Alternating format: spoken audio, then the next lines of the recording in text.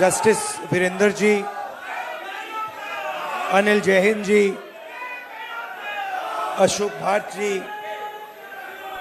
सुशील Pasi ji, Niyazi Nadeem ji, Ravikant ji, R K Sahu ji, Rajesh Sachan ji, Frank Hazoor ji, Meena Kotwal ji, Subhashini Yadav ji, Congress party के senior नेता, civil society के लीडर्स, मेंबर्स, मित्रों, आप सबका यहां बहुत बहुत स्वागत, नमस्कार।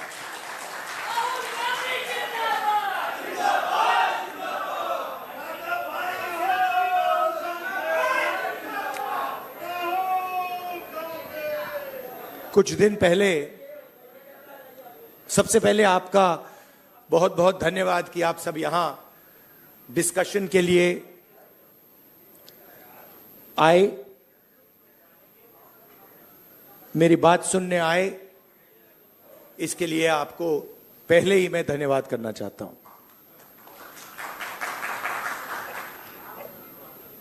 कुछ दिन पहले मैं रायबरेली गया था और वहां मुझे मोची की दुकान दिखी तो मैं वहां रुक गया। मैं उनके पास जाके बैठ गया, समझना चाहता था ये कर क्या रहे हैं। बातचीत हुई और मैं उनको देख रहा था। मोची हैं, हाथ में अनलिमिटेड स्किल थी उनकी।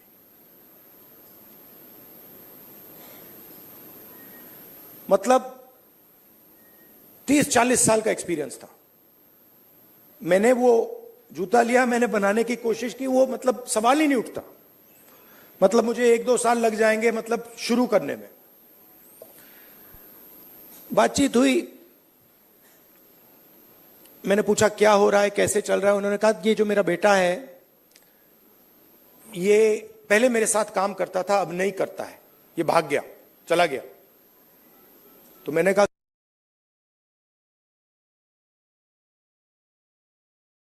नहीं है। और फिर उन्होंने मुझे बोला कि राहुल जी, मेरी लाइफ में सिर्फ एक व्यक्ति ने, मेरे पिता ने मेरी रिस्पेक्ट की है और किसी ने मेरी रिस्पेक्ट नहीं की। और ये सब लोग मेरा मजाक उड़ाते हैं। तो मैंने कहा, उनसे कहा कि तुम्हें मालूम कैसे कि मजाक उड़ाते हैं? नहीं, कभी कभी तो मुझे सीधा बोल देते और कभी कभी दूसरे लोग मुझे आके कहते हैं। मैं जब जा रहा था मैं सोच रहा था, इतना हुनर है, इतनी स्किल है और किसी से इनको इज्जत नहीं मिल रही। और ऐसे हजारों लोग हैं। और ये हिंदुस्तान में हर रोज हो रहा है। इस देश में हुनर की इज्जत है ही नहीं। जिसके पास स्किल है, जिसके पास हुनर है, जो काम करना जानता है, उसकी इज्जत है ही नहीं। रियलिटी है ये देश की। और ये सारे के सारे जो नेटवर्क्स हैं, 21वीं सदी में हम इसको नेटवर्क कह सकते हैं। चाहे ये बढ़इयों का नेटवर्क हो, मोचियों का नेटवर्क हो, धोबियों का नेटवर्क हो, इन सब में बहुत गहरी स्किल छुपी हुई है। हाथ मिलाने से पता लग जाता है। आप धोबी से हाथ मिलाइए, वो ऐसा दबाता है हवा निकल जाती है। मैंने किया है। वो जैसे पकड़ता है ऐसे लगता है कि भैया 10-15 लोगों ने पकड़ लिया हाथ। आप बढ़ई का हाथ पकड़िए, उसमें दिख जाता है।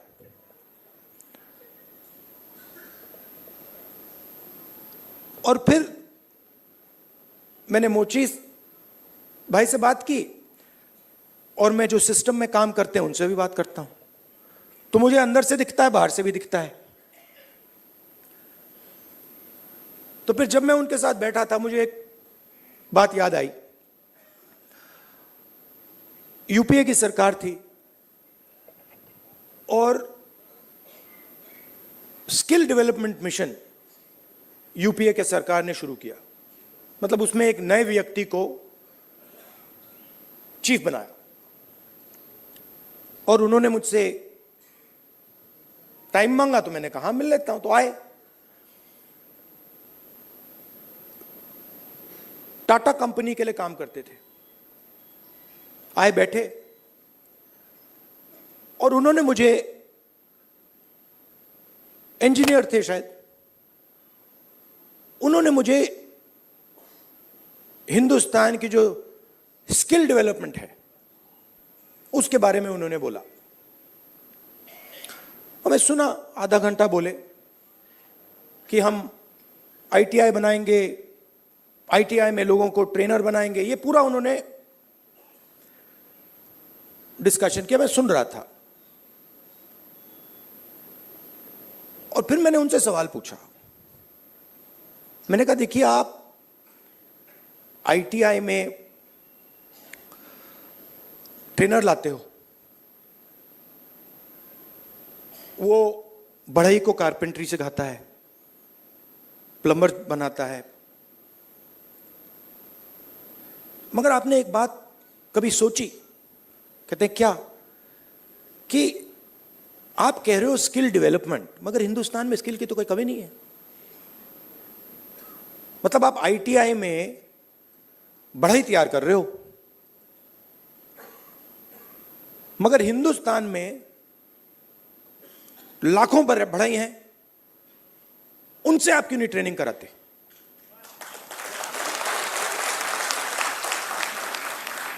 तो ये थोड़ा चौंक गए। मतलब, मैंने कहा मतलब बता देता हूं। मान लीजिए आपको नाई ट्रेन करने हैं, आप सर्टिफिकेशन सेंटर खोल दीजिए। हर डिस्ट्रिक्ट में आप एक सर्टिफिकेशन सेंटर खोल दीजिए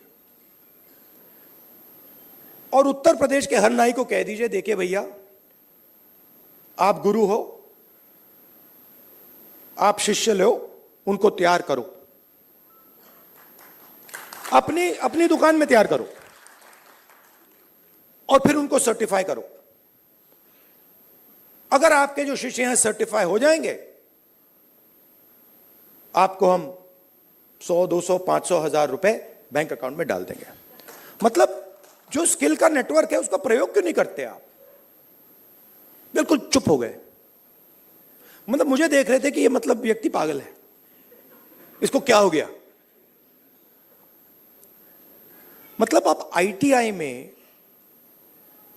अच्छा मजे की बात बताऊं, ये जो हमारे ये मोची भाई हैं, इन्होंने मुझे बोला कि राहुल जी, मोदी जी ने नया प्रोग्राम शुरू किया, मुझे वहां बुलाया, मैं गया और फिर मुझे कहते हैं कि आपकी ट्रेनिंग कराएंगे। राहुल जी, मैं तो 40 साल से मोची का काम कर रहा हूं। सुनो, मैं वहां गया, वो जो उनका ट्रेनर था उसको मैं सिखा के आ गया।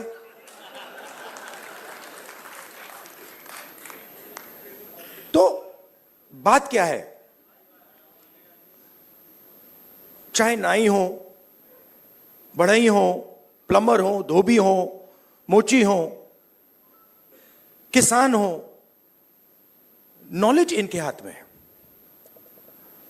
मगर सिस्टम इनसे कोई बात ही नहीं करता। सिस्टम दूसरे डायरेक्शन पे चल रहा है। आपने आईटीआई बना दी, हमारी सरकार ने बनाई, मगर उसका जो नॉलेज सिस्टम है उसका तो कोई कनेक्शन ही नहीं है।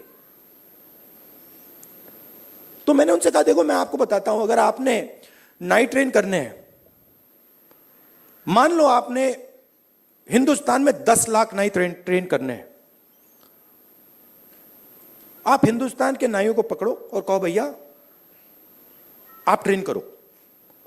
6 महीने में 10 लाख नाई आपके सामने आ जाएंगे और कोई ज्यादा पैसा भी नहीं लगेगा, मगर ना। तो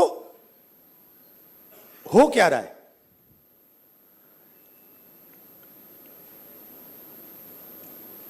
गाड़ी का इंजन होता है ना, उसमें सिलेंडर होते हैं। मोटरसाइकिल में कभी 1 सिलेंडर होता है, 2 सिलेंडर की होती है, ट्रक 8 सिलेंडर की, 10 सिलेंडर की होती है।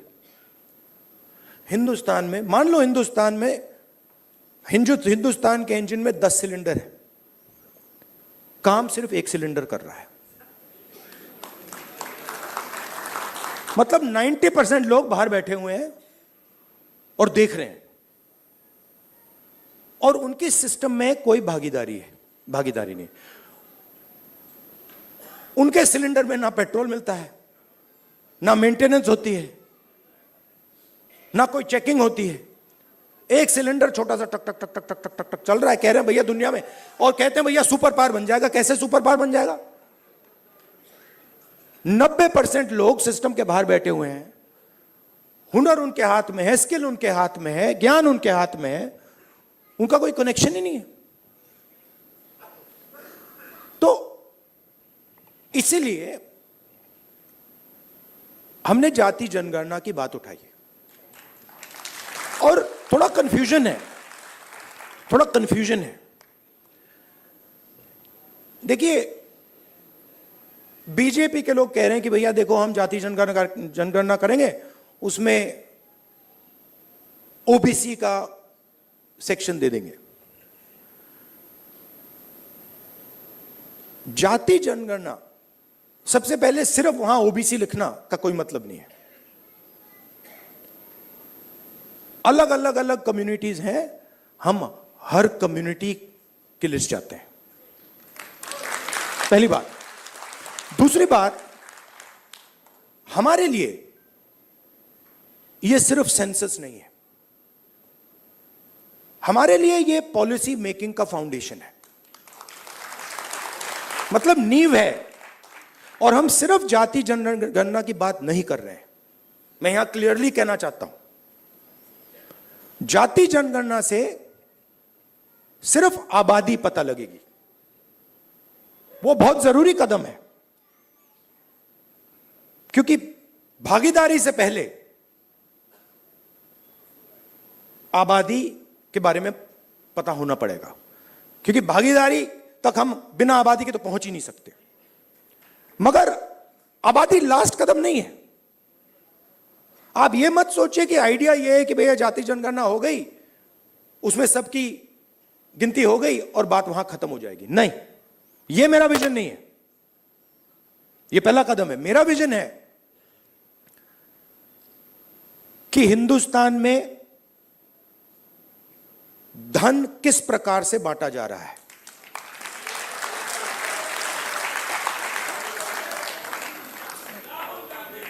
ओबीसी के हाथ में कितना है, दलितों के हाथ में कितना है, मजदूरों के हाथ में कितना है, पहली बात। दूसरी बात, हिंदुस्तान के जो इंस्टीट्यूशंस हैं,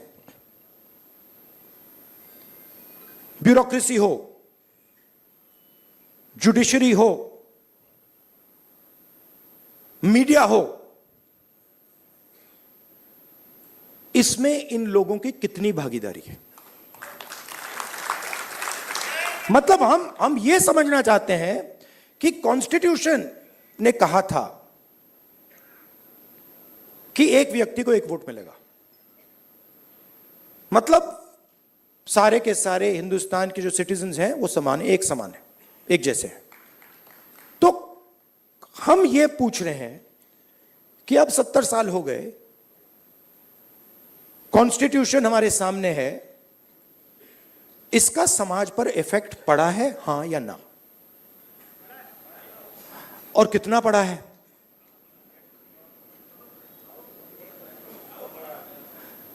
पड़ा है। मगर अगर मैं कॉर्पोरेट इंडिया को देखूं और लिस्ट निकालूं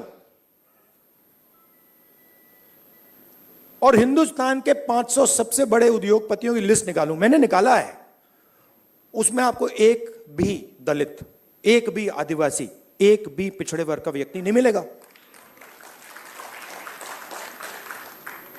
और सिर्फ कॉर्पोरेट इंडिया की बात नहीं कर रहा हूं, आप जुडिशरी देख लीजिए, कॉर्पोरेट इंडिया देख लीजिए, मीडिया देख लीजिए।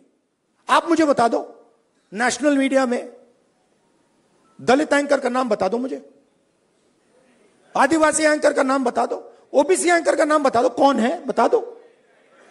तो नैरेटिव बनाते हैं ना।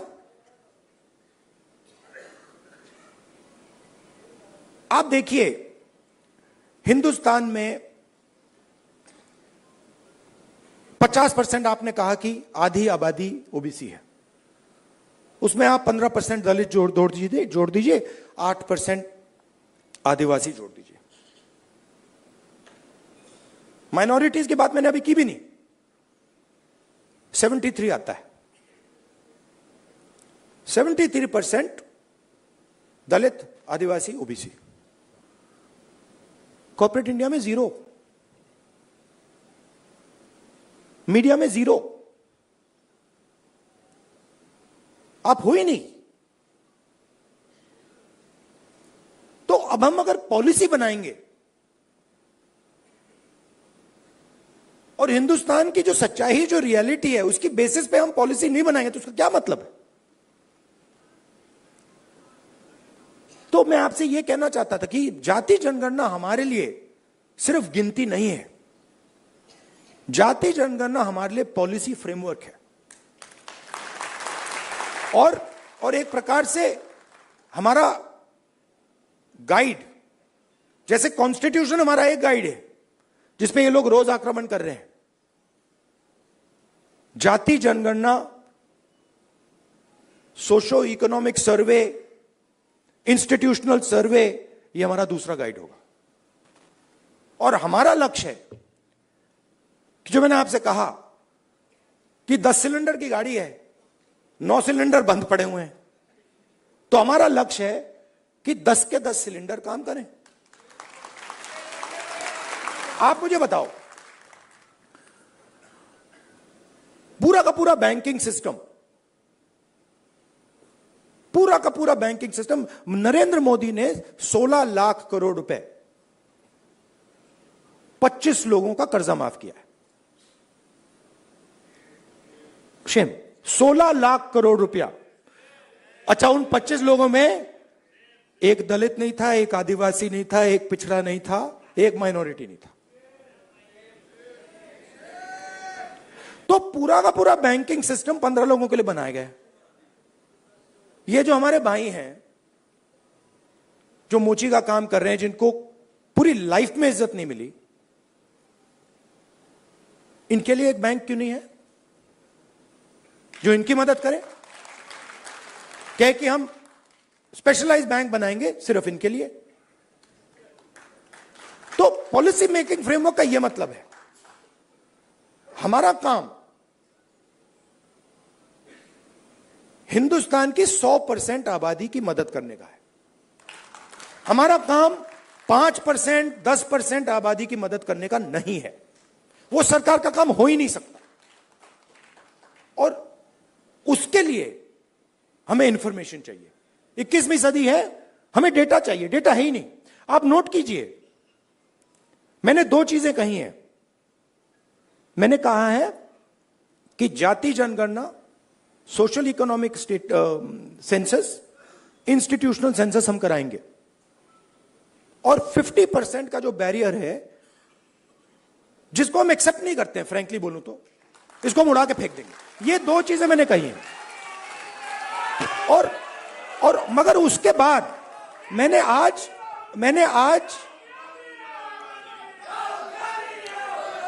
तक, सुनिए, आज तक उसके बाद हम क्या करेंगे मैंने नहीं बोला है, क्योंकि पहले मैं चाहता हूं कि हमारे सामने डेटा हो कि भैया इतने दलित हैं, हिंदुस्तान के इंस्टीट्यूशन में उनकी इतनी भागीदारी है। रिजर्वेशन की बात होती है मगर चांस नहीं मिलता। सच्चाई है, सब जानते हैं। उल्टा उल्टा हो जाता है, लैटरल एंट्री हो जाती है, लैटरल एंट्री हो जाती है। मैं आपको गारंटी देता हूं लैटरल एंट्री में आपको 90% का कोई नहीं मिलने वाला। एक साइड आपको लैटरल एंट्री से मारते हैं, दूसरे साइड कॉन्ट्रैक्टर। तो मतलब नीचे देखो वहां पिटाई हो रही है, ऊपर देखो वहां पिटाई हो रही है, साइड देखो वहां पिटाई हो रही है, मतलब जहां भी देखो। और 90% आपकी आबादी है। अब अगर आपकी 10% होती तो कोई कह सकता हाँ भैया 10% आबादी है, ठीक है, बट 90% आबादी, आपके बिना देश ही नहीं चल सकता। और फिर मीडिया में आपको दिखेगा भैया, एक पहले क्या होगा, वो बॉलीवुड की बात करेंगे, वहां पे डांस गाना दिखेगा, उसमें भी आपको कोई 90% का नहीं मिलने वाला, कोई नहीं मिलेगा। मैंने चेक किया भाई, मैंने लिस्ट निकाली है। मैंने कहा भैया मिस इंडिया की लिस्ट निकाली मैंने कहा देखता हूं, मैं कहता हूं देखो यार, अच्छा अब कहते हैं मिस इंडिया की लिस्ट निकाली मैंने। सुनो सुनो, मैंने मिस इंडिया की लिस्ट निकाली, कहा ठीक है देखते हैं। मतलब माइनॉरिटी भी 90% में आती है मैडम, आप भी शामिल हैं। और आपको और शायद जो आपके साथ हो रहा है वो सबसे ज्यादा खराब है। मतलब आप पर तो डायरेक्ट आक्रमण हो रहा है, राइट? मगर आप भी 90% में हैं। तो मैंने लिस्ट निकाली मिस इंडिया की, मैंने कहा भैया इसमें तो होगा, मतलब एक दलित महिला तो होगी, एक आदिवासी महिला तो होगी ना दलित है, ना आदिवासी, ना ओबीसी, कोई नहीं। तो डांस गाना चलेगा वहां पे, कोई क्रिकेट की बात करेगा, कोई बॉलीवुड की बात होगी, किसानों की बात नहीं होगी, मजदूरों की बात नहीं होगी। आपने कभी मीडिया में मोची का इंटरव्यू देखा है? बस मेरे चैनल पे आ रहा है और किसी चैनल पे नहीं आ रहा। आप चाहे मोची हो, बढ़ई हो, प्लम्बर हो, धोबी हो, कभी नहीं दिखेंगे। और ये देश को चलाते हैं लोग। और फिर मीडिया में कहते हैं भैया मोदी जी गले लग गए, सुपर पावर बन गया। कभी वो यूक्रेन भागेंगे, कभी रूस भागेंगे, वो कभी गले लगेंगे, और फिर भैया सुपर पावर बन गया, सुपर पावर बन गया। मतलब कैसे बन गया? 90% लोग मतलब शामिल ही नहीं है उसमें, बेरोजगार हैं, भूख लग रही है। तो पूरा का पूरा मतलब डिस्कशन वही 10-15 लोगों में होता है, वही एंकर हैं, वही एक्सपर्ट हैं, वो 5-6 लोग हैं, वही बात बोलते रहते हैं एक दूसरे से, और बाकी हिंदुस्तान देखता रहता है। इसलिए ऐसे डिस्कशन बहुत जरूरी है कि भाई 90% क्या सोच रहा है, क्या हो रहा है, क्या इश्यूज हैं, क्या मुद्दे हैं। अच्छा, आप एक और बात नोट कीजिए, किसी की टांग टूटती है, वो कहता है भैया मैं अस्पताल में जाके एक्सरे करना चाहता हूं। कभी कोई उससे कहता है नहीं करो एक्सरे? कभी नहीं, कोई नहीं कहेगा ना कि भैया एक्सरे मत करो। वो चिल्ला रहा है कि भैया मेरी टांग टूटी है, लोग कह रहे नहीं एक्सरे मत करो, नहीं। बट यहां ये हो रहा है, मैं कह रहा हूं जाति जनगणना करना है, एक्सरे करना है, सारी मीडिया वाले कह रहे हैं नहीं करना है। क्यों नहीं करना है? मतलब हमने उसके बाद एक शब्द नहीं बोला क्या करेंगे, हमने सिर्फ यह बोला कि भैया हमें डेटा चाहिए।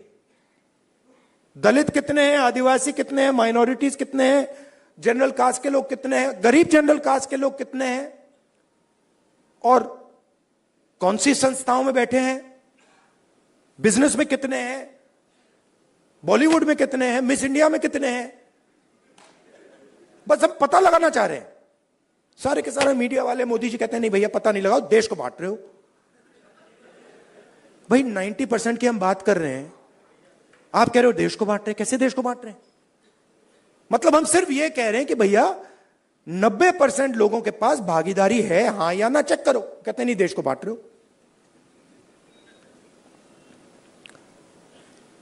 तो जो भी संस्थाएं हैं, इलेक्शन कमीशन हो, मीडिया हो, फ्री मीडिया हो,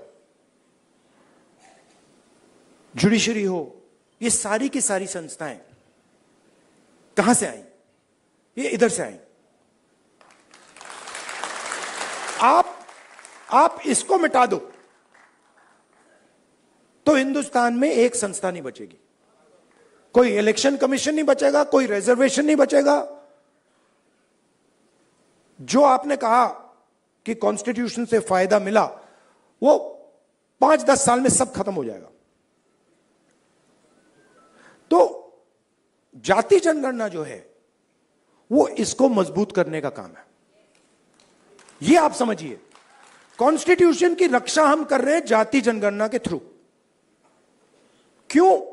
क्योंकि इसको 10% ने नहीं बनाया है, इसको 100% ने बनाया है। और मैं ये भी कहना चाहूंगा कि इसकी सबसे ज्यादा रक्षा आप लोग करते हो। इसकी रक्षा गरीब करते हैं, किसान करते हैं, मजदूर करते हैं, दलित, आदिवासी, पिछड़े लोग, गरीब, जनरल कास्ट के लोग इसकी रक्षा ये करते हैं। अदानी जी इसकी रक्षा नहीं करते।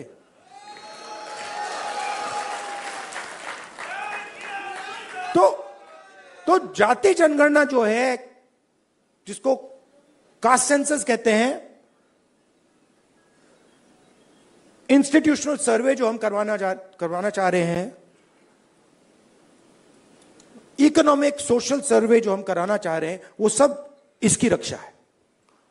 क्योंकि मुझे लगता है कि अगर हमने 90% को भागीदारी नहीं दी और 90% को हमने हिंदुस्तान के स्ट्रक्चर में शामिल नहीं किया, तो यह नहीं बचेगा। तो इसीलिए यह पैरेलल ट्रैक है। मुझसे किसी ने पूछा, आप संविधान की बात कर रहे हो और आप जाति जनगणना की बात कर रहे हो और आप रिजर्वेशन को 50% से बढ़ाने की बात कर रहे हो। मैंने कहा ये तीनों एक ही चीज है। ये दोनों जो चीजें हैं इसको बचाने की। क्योंकि अगर हम देश में 90% लोगों को भागीदारी नहीं देंगे तो ये नहीं बचने वाला। और हमारा लक्ष्य इसको बचाने का है। ये हिंदुस्तान के गरीब लोगों का प्रोटेक्शन है, किसानों का, मजदूरों का ये प्रोटेक्शन है। इसके बिना,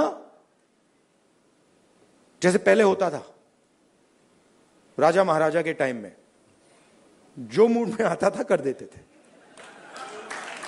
वो मोदी जी मॉडल चलाने की कोशिश कर रहे हैं, महाराजा वाला, वो शहंशाह वाला मॉडल। हमने मोदी जी को ये करवा दिया।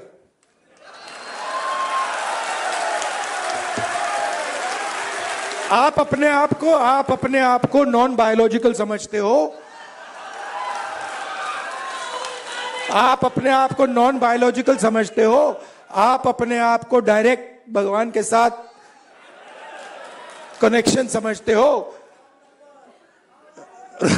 Wrong number. Wrong number. चुनाव के एकदम बाद ये मैंने कहा, देखो हिंदुस्तान के किसानों ने, मजदूरों ने सिर झुकवा के कॉन्स्टिट्यूशन से मत्था लगवा दिया। और ये काम हम नहीं कर रहे हैं। आप मत सोचिए कि राहुल गांधी और ये सब लोग ये काम कर रहे हैं। नहीं, ये हिंदुस्तान के अंदर से आवाज आ रही है। हम उस आवाज को सुन रहे हैं बस। और ये जो स्ट्रेंथ है, जो शक्ति है, ये हिंदुस्तान के अंदर से आ रही है, हिंदुस्तान के गरीब लोगों से आ रही है, और इसको कोई रोक नहीं सकता। अब अगर कोई सोचे, मैं आपको बता देता हूं, पॉलिटिकल बात बता देता हूं, आप लिख लो। अगर कोई सोचे कि जाति जनगणना को रोका जा सकता है या 50% बैरियर को रोका जा सकता है, मैं आपको बता रहा हूं वो सपने देख रहा है। ये होगा ही होगा, इसको रोका नहीं जा सकता है। ना जाति जनगणना रोकेगा, ना सोशो इकोनॉमिक सर्वे रुकेगा, ना इंस्टीट्यूशनल सर्वे रुकेगा, ना 50% का बैरियर रहेगा। ये तीन सारे के सारे उड़ेंगे, क्योंकि हिंदुस्तान की जनता ने ये मन बना लिया है। ऑर्डर आ गया है, जनता से ऑर्डर आ गया है। अब आपको प्रधानमंत्री जी को यह बात एक्सेप्ट कर देनी चाहिए और ऑर्डर लागू कर देना चाहिए, और अगर नहीं करेंगे तो फिर दूसरे प्रधानमंत्री करेंगे। आपके साथ देखिए, मैं आपको अंत में एक बात बताना चाहता हूं। देखिए, मैंने अब 2004 से मैं पॉलिटिक्स कर रहा हूं, ठीक है, और एक प्रकार से काफी सीखने को मिला मुझे। बीजेपी वालों ने मुझे तंग किया, डिस्टर्ब किया, उनको मैं गुरु मानता हूं कि इन्होंने ही मुझे सिखाया, इनके बिना मैं नहीं सीख सकता था। मैं बता रहा हूं, आप लोग नहीं सिखाते मुझे, आप लोग मुझसे प्यार करते हो, आप नहीं सिखा सकते। उन्होंने मुझे सिखाया, तो वो एक प्रकार से मुझे उन्होंने डायरेक्शन दी, भैया क्या नहीं करना है, उधर देखो, वो नहीं करना। तो एकदम मुझे पता लग जाता है, मैं सुबह उठता हूं, क्या नहीं करना, उधर देखता हूं, अच्छा वो नहीं करना, ऑटोमेटिक है। वो मेरी ओर देखते हैं, कहते हैं भैया क्या नहीं करना, वो राहुल गांधी कर रहा, मत करो। तो ये तो बिल्कुल मतलब पता नहीं आइडियोलॉजिकल है, खून की पता नहीं कौन सी लड़ाई है, बट ये मतलब शायद पता नहीं कब से चल रही है और ये खत्म नहीं होगी। मगर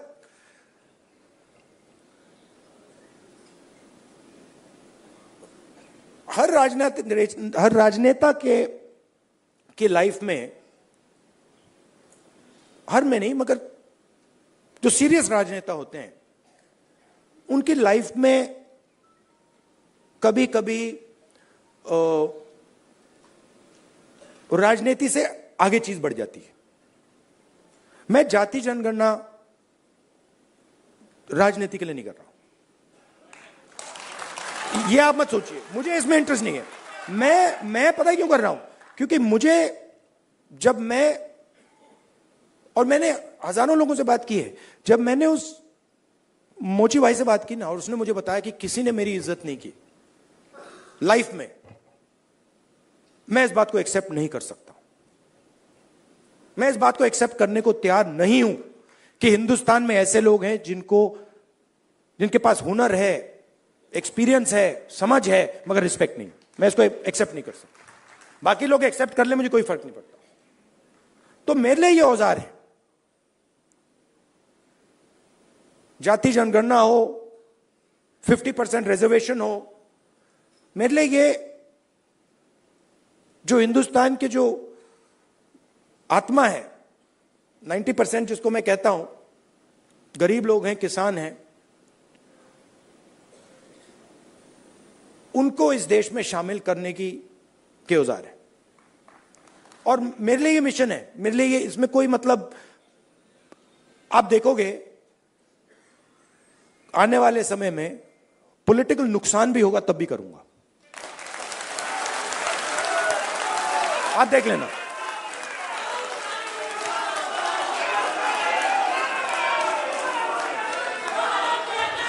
तो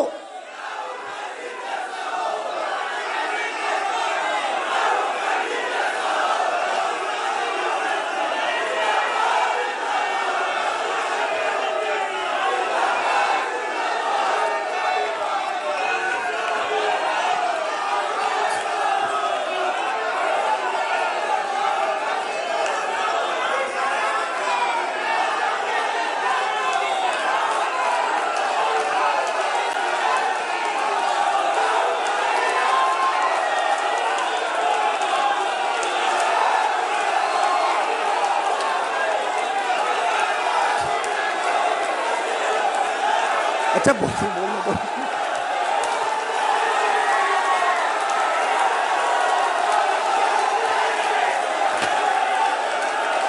क्या बोलने तो दीजिए।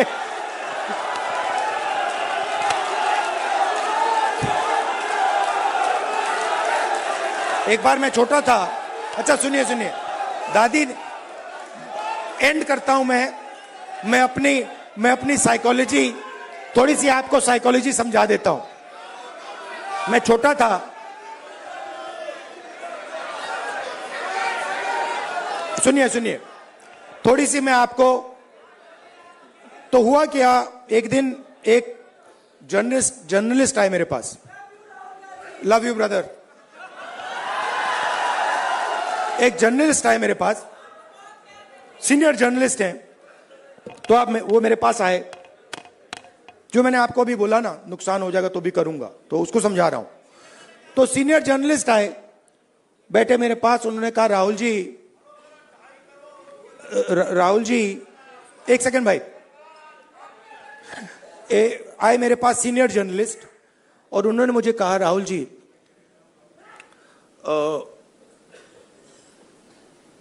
मैं, पाकिस्तान के नेता थे, पता नहीं मुशर्रफ थे या नवाज शरीफ थे, मैं उनको बहुत अच्छी तरह जानता हूं, उन्होंने मुझे कहा। तो मैंने कहा, तो उन्होंने कहा कि मैं उनसे जाके मिला, और मैंने उनसे कहा कि देखिए, अगर आपने हिंदुस्तान और पाकिस्तान के बीच में पीस करवा दी तो बहुत अच्छा होगा। तो फिर उस व्यक्ति ने, पता नहीं मुशर्रफ था या कौन था, मुशर्रफ ने कहा क्यों, और जर्नलिस्ट ने कहा कि क्योंकि अगर आप हिंदुस्तान और पाकिस्तान के बीच में पीस करा दोगे तो सदियों के लिए लोग आपका नाम याद रखेंगे। लॉजिक ये थी, मैं सुन रहा था, मुझे बता रहे थे, मतलब कि आपको नाम याद रखवाने के लिए काम करना चाहिए। मतलब मैं सोच रहा था, और जैसे मैं सोच रहा था, सुन रहा था उनकी बात, मुझे एक बात और याद आई। यही सवाल मैंने दादी से पूछा था जब मैं छोटा था। मैं दादी के पास गया, मैंने कहा दादी,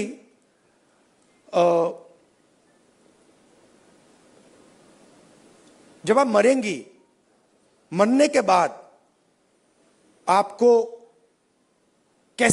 लोग कैसे याद करना चाहिए, लोगों को आप कैसे याद करना चाहिए?